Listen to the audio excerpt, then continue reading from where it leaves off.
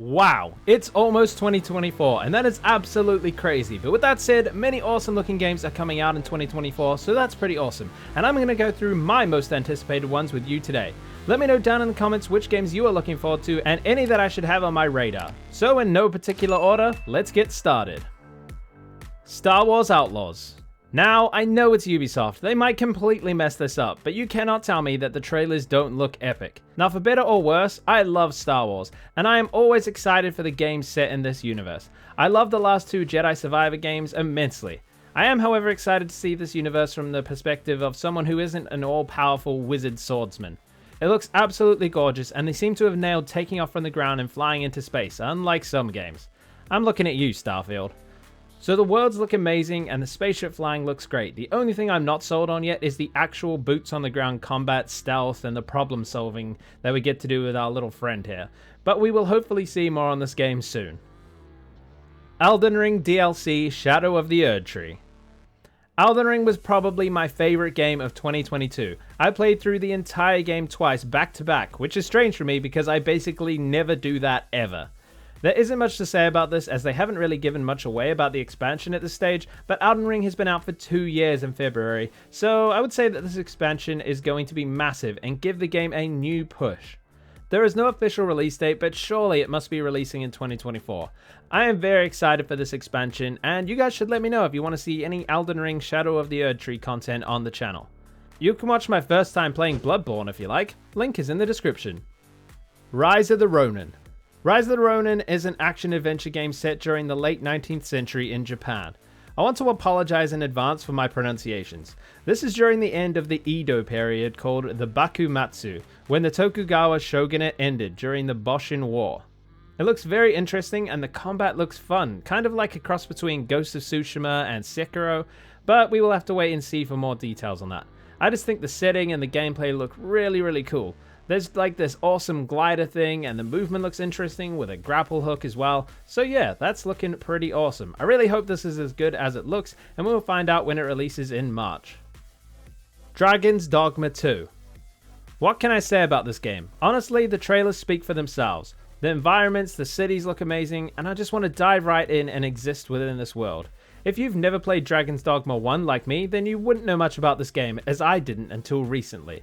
The original came out in 2012 and is an action RPG. Dragon's Dogma 2 is much the same, set in a high fantasy world with magic, swordsmen, archers, and all sorts of cool things, where you play as a character marked by a dragon that you must defeat. As you play through the game, you get caught up in the politics of rival civilizations and must form parties of AI-controlled companions to accompany you on your adventures. There appears to be many classes and minor classes to explore to create the perfect warrior for your playstyle. I honestly don't know all that much, it just looks very fun, and I can't wait to try it out. I'm going to hopefully play the first game very soon so I know what I'm getting into. Unfortunately, it currently releases on the same day as Rise of the Ronin, so I'm going to have a hard time deciding which one to play first.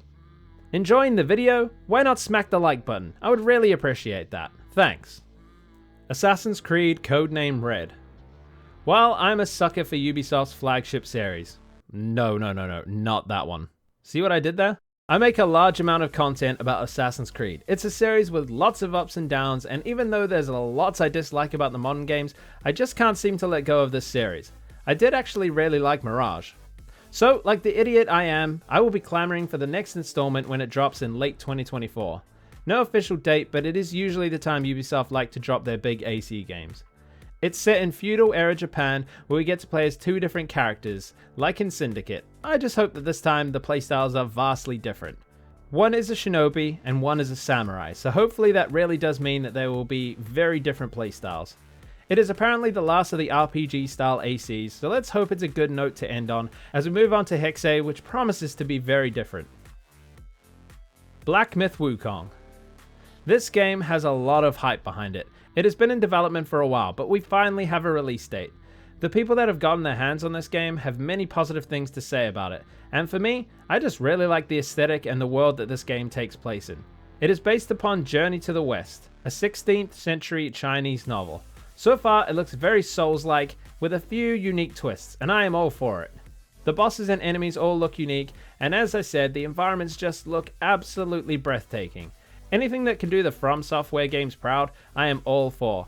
Let's hope this is one of the few games that can actually live up to the hype. Portal Revolution. Now this is not a game, but it is a mod for the absolutely amazing Portal 2. Fans are sick of waiting for Valve to make new entries into the series, so they have made their own. So you need to own the base game of Portal 2, but if you do, this mod is 100% free and lasts for 8 hours with over 40 new test chambers. It's set between 1 and 2, I believe, and honestly, I'm just excited to play some more Portal. I know it's a bit different from the kinds of games I usually cover on the channel, but these two masterpieces are some of my favorite games ever. Prince of Persia: The Lost Crown. Another franchise I have never gotten into but always looked cool. And you know what, this one looks pretty damn awesome. I've never really played a side-scrolling type of game before, so this is going to be a new first for me as well. I like the style and the aesthetic and the puzzle-solving elements that are present within the game. The only thing putting some people off is the main character is not actually the prince himself. For me, that's not a biggie, as I don't know the story at all. I do hope they get the remake up and running soon as well, because that's been in development hell. I think the footage speaks for itself, so it might be something I can check out in the new year. Final Fantasy VII Rebirth.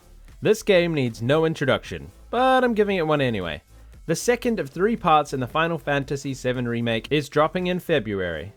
Now I have never played a Final Fantasy, except for the 16 demo, and I didn't really like that. But I'm looking forward to playing FF7 Remake very soon. It looks interesting, and I want to give this series another shot. It must be good, as it's so beloved, and I want to find some more universes to get into. The game looks just as great as Part 1, but with a lot more additions. So far, the music and visuals in the trailers have been beautiful. It will feature the same kind of action fighting with team management and abilities just like the first part, and will expand on the story even further, leading us into the final part, which I assume will be many years away. Here's a few quick mentions of some other games that are coming out this year that I'm keeping my eye on. Dragon Age Dreadwolf. Surprise, surprise, another action RPG, but the environments in this just look so damn aesthetically pleasing, and they just look so great, don't they?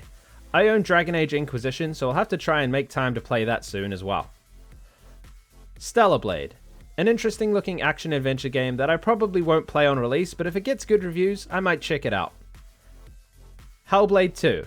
While not being my kind of game, I thought I'd mention it as I feel my audience would be into it.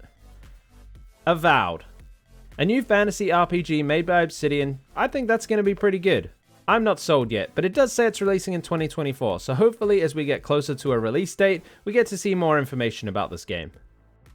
Well, that is it for my most anticipated games. I hope you enjoyed this video. Check out some of my other videos on screen now. Thank you to my patron Alex Applegate, and thank you for watching all the way to the end. See you next year. Sticks out.